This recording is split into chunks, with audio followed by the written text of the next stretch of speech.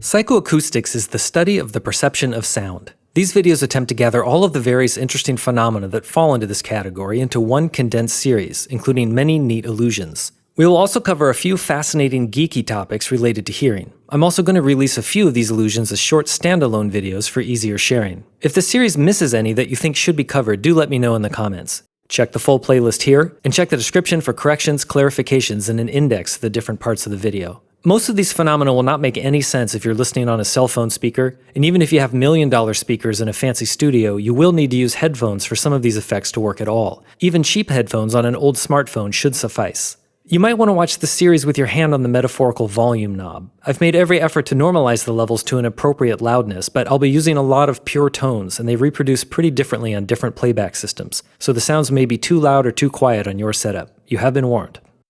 Binaural beats. Headphones will be required for this illusion to work. When two tones combine, the wavefronts of the sound can mix in a constructive or destructive fashion, meaning sometimes they cancel each other out and sometimes they reinforce each other.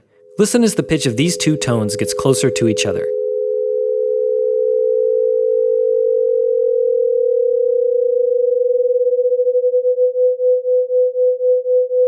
These are both just simple, pure tones. The pulsing effect you are hearing is called beating, and it happens as the two tones with close frequencies interact with each other. You can see the visual analog of this in one version of a moire pattern, which demonstrates nicely what happens when two visual patterns with similar but not identical spatial frequencies overlap. So this is nothing surprising. Simple math shows us that we should expect this change in amplitude to occur when we add two waves together. It's just basic physics, and it results from the tones combining in air as we described. So, let's play both of these tones.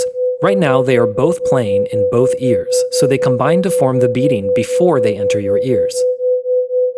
But listen to what happens as we slowly spread them apart, so that 500 Hz is moving to one ear only, and 504 Hz is moving to the other. Now they are totally panned to either side. One ear hears this, and the other hears this. But when they both play, you still hear a beating, even though there is only one tone in each ear. There's no physical mixing of the sounds at all, so we shouldn't hear the beats anymore, right? This is a purely psychoacoustic effect produced by your brain's interpretation of the sound, but it doesn't happen for frequencies above about 1500 Hz. Here's a 2000 Hz tone in one channel and a 2005 Hz tone in the other. These frequencies are well above 1500, and you probably don't hear a beat between them. Now let's play those two high frequencies together, but this time both of them are present in both ears. Notice that there's a very audible beat frequency present. When the sound mixes before entering your ear, the beating is perceptible. Otherwise, these two tones are too high for the binaural beat effect to happen. Pitch circularity. This class of illusions involves tricking the ear's perception of pitch change. These are sometimes referred to as barber pole illusions because they echo the visual illusion of a rotating barber pole. The lines on this pole are forever moving down, but never really go anywhere.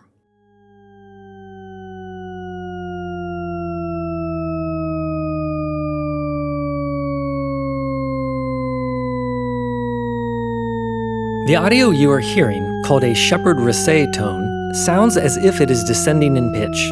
And it is, really. But it somehow continues forever, where a normal descending pitch would eventually get so low that you can no longer hear it.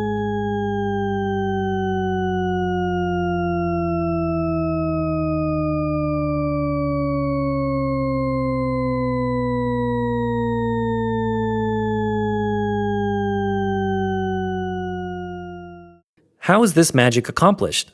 Recall that most sounds, including this one, are actually composites of frequencies. This tone is built of many frequencies one octave apart. Some are very low, some are very high. Your ear picks all this up and sort of vaguely places the real pitch somewhere in the middle. Perhaps you perceive this tone as being rooted here. At any rate, as all of these frequencies start to descend, the lowest frequencies are subtly faded out and new frequencies are subtly faded in at the top. We thus create an auditory barber pole.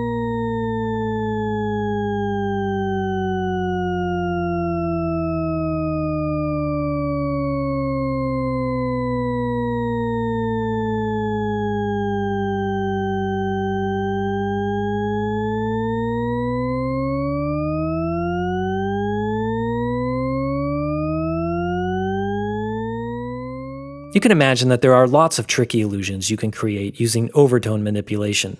Legendary researcher Diana Deutsch demonstrated a method of altering the odd harmonics in a tone as the pitch descended. Check out this walk down a 12-tone scale.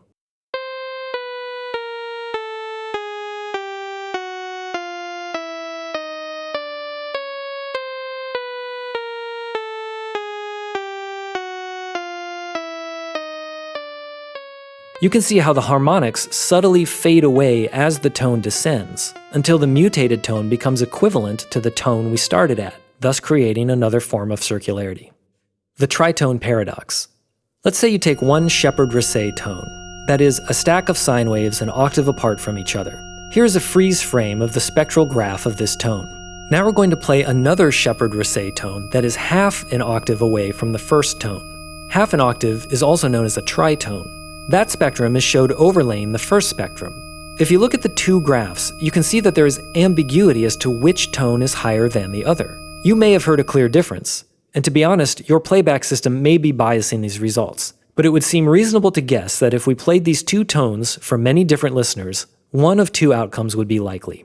Either the listeners would randomly distribute themselves into two camps, one that thought the first tone was higher and one that thought the second tone was higher, or that a majority of listeners would find one of the tones to be higher and the other to be lower.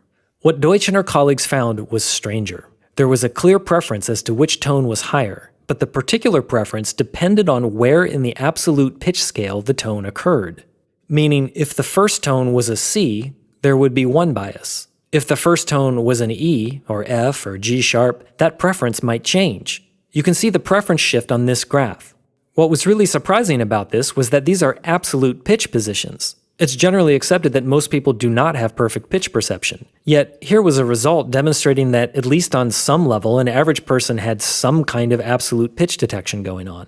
Furthermore, the results varied dramatically depending on the culture the person came from, whether their language was tonally based, and so on. Clearly, our brains are being programmed in some ways that predispose us to certain perceptions. Tempo circularity, the Rissé beat. As with pitch circularity, we can play tricks with rhythm to give the impression that tempo is slowing down or speeding up indefinitely.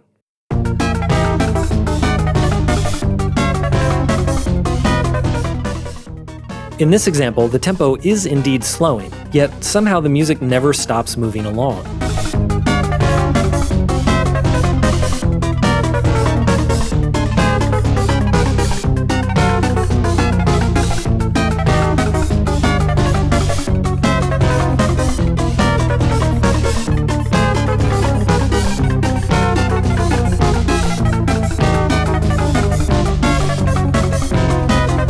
It's the same sort of barber pole effect.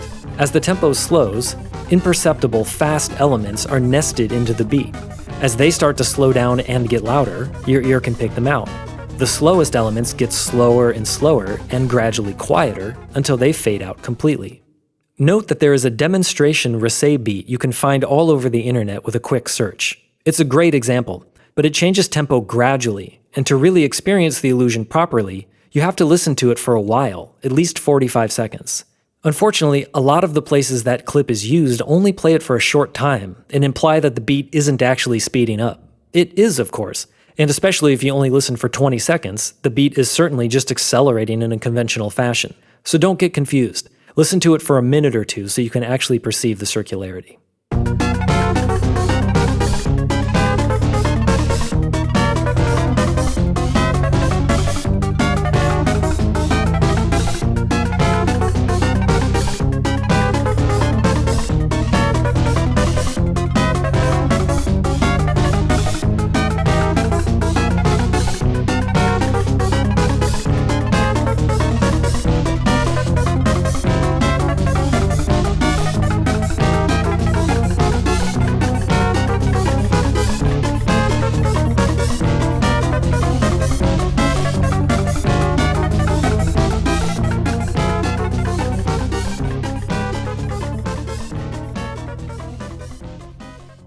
Combination tone.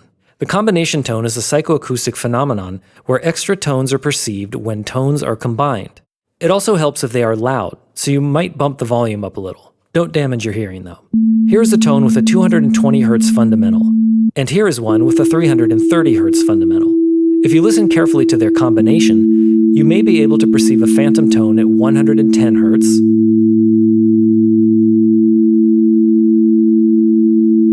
and another at 550 Hz.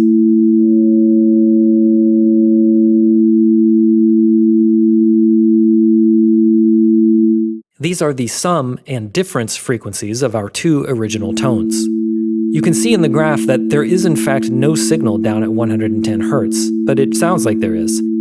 Part of the explanation is the missing fundamental effect that we'll talk about next. Missing fundamental. Listen to this little run of notes. Most people perceive the following pure tones as being present in that run. Watch them on the graph as they descend. Now let's go back to the original audio and see how it registers on the graph. Strange. The pure tones are down here. And that's where we heard the original notes as well. But in fact, there were no such frequencies present in those original notes. Many natural sounds, including the sounds of most instruments, produce frequencies that are integer multiples of the fundamental frequency.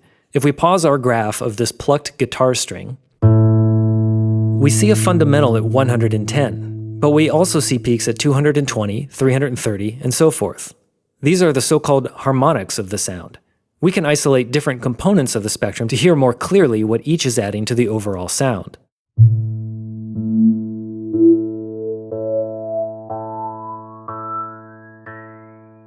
Our ears are quite used to this sort of pattern. So used to it, in fact, that it will sort of fill in missing parts when it expects them to be present. Listen to what happens if we remove the lowest peak, also known as the fundamental, from the sound.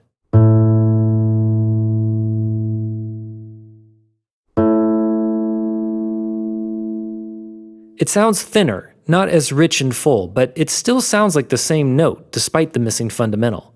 This phenomenon is exploited by mix engineers to make music more listenable on cell phones. If you're listening on a cell phone without headphones, this bass line will be almost totally inaudible. This bass line, however, will come through.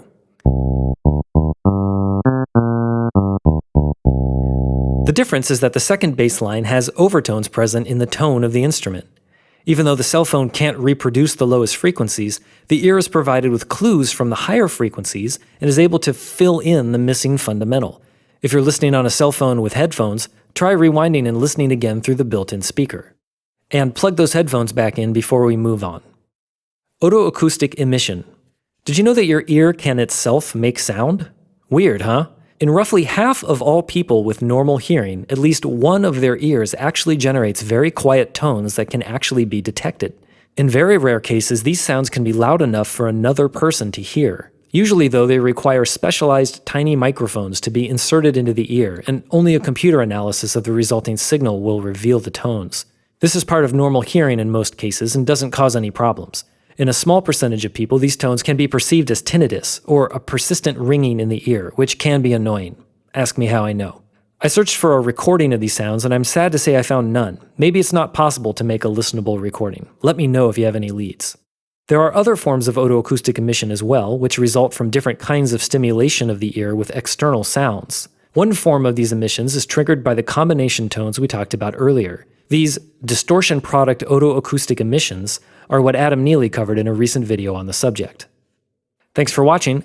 Part 2 will be coming out pretty soon, so stay tuned. A big thanks to my Patreon patrons that are helping to keep this channel going.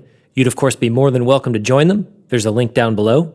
If you'd like to make a one-time donation to help support the channel, there's also a link for that. And head over to my second channel if you'd like to see a variety of different sorts of videos over there.